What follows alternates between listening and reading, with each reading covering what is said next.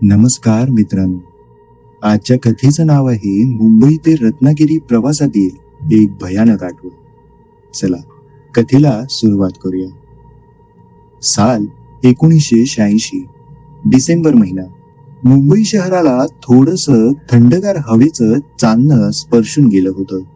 पण मुंबईतले थंडीचे दिवस म्हणजे केवळ हवेत गारवा जाणवतो इतकंच. माझे आजोबा वसंतराव कुलकर्णी मुंबई महापालिकेतून निवृत्त होऊन आपल्या मूळ गावी रत्नागिरी जिल्ह्यातील कोंड नावाच्या एका छोट्याशा खेड्यात जायचा निर्णय घेत होते. निवृत्तीनंतर आयुष्य शांततेत आणि निसर्गाच्या सानिध्यात घालवावं ही त्यांची इच्छा होती. संध्याकाळी त्यांनी बायकोशी म्हणजे माझ्या आजीशी शेवटचं बोलणं झालं. पुढच्या महिन्यात आजी गावात येणार होती. आजोबांनी त्यांना सांगितलं, आधी मी जाऊन सगळं पाहतो, मग तुला बोलावतो.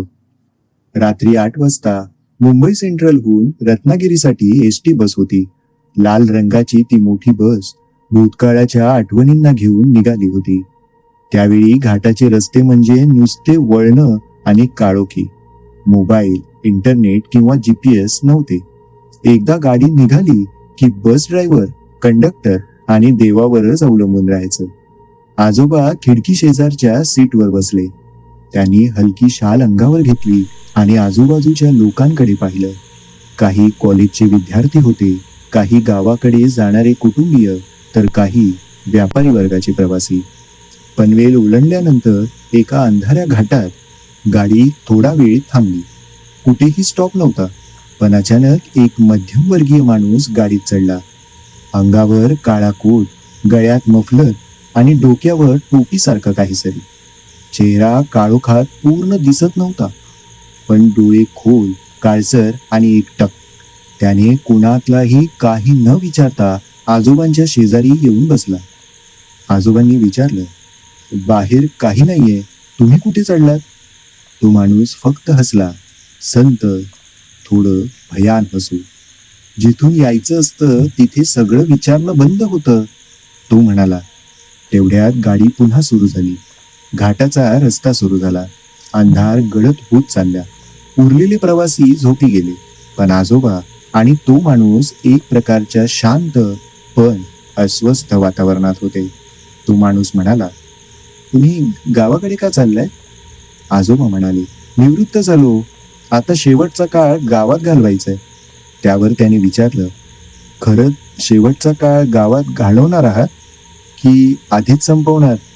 तो प्रश्न ऐकून आजोबा गोंधळले. त्यांना थोडं विचित्र वाटलं, पण ते म्हणाले, माझं काही बिघडलेलं नाही. तो माणूस थोडं हसला आणि म्हणाला, तुम्ही जे समजता ते खरं नसतं. काही वेळा माणूस मृत्यूच्या इतका जवळ असतो की त्याला त्याचं कळतही नाही. त्याच्या बोलण्यात काहीतरी विचित्र होतं. एक थंडी, एक अस्वस्थता आणि शब्दांमधून येणारं अघोरी भय. अचानक गाडी थांबली. पूर्ण अंधार, झाडं, वाऱ्याचा आवाज आणि दूरवर एक कुत्र्याचं भयान भुंकणं. कुठलाही थांबा नव्हता. कंडक्टर काही बोलला नाही. ड्रायव्हर गप्प. तो माणूस शांतपणे उठला आणि म्हणाला, माझा स्टॉप आलाय, इथून मला पुढे जायचंय. आजोबा म्हणाले, पण इथे काहीही नाही. तो हसला, जे तुला दिसत नाही तेच माझं आहे. तो गाडीतून उतरला. झपाट्याने अंधारात विरघळला.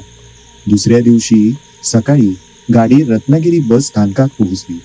आजोबा गाडीतून उतरली. त्यांनी ड्रायव्हरला विचारलं, काल रात्री घाटात एक माणूस उतरला, कुठला होता तो? ड्रायव्हर आश्चर्याने म्हणाला, कुठला माणूस?